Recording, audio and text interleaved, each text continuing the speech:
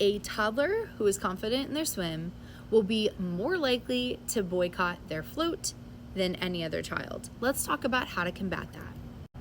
First and foremost, I tell all of my parents who have gone through a self-rescue program, a float should be a requirement to enter the pool, okay?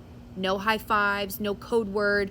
A float should be required, okay? If you do not want to float, that's okay. We could try again in 5 minutes, but I am gonna need that float if you wanna get in the pool. I need to see that you're safe before you can have fun.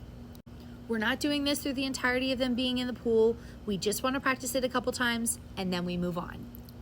You can utilize diving toys and jumping into the pool.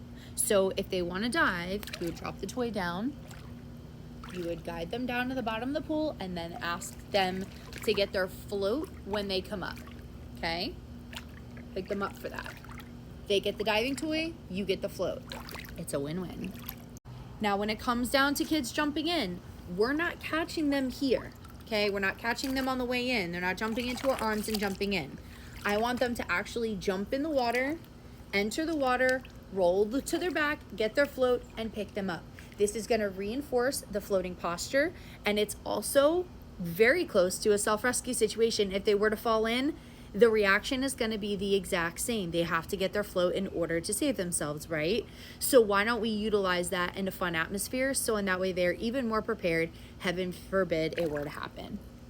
But if your child is jumping in and you're catching them like this, first of all, they're not getting their face wet. And second of all, you're reinforcing a vertical posture. We don't want that. Let them jump in on their terms, their way, have them get their float, which is going to save their life, and then pick them up. Let me know if you have any questions.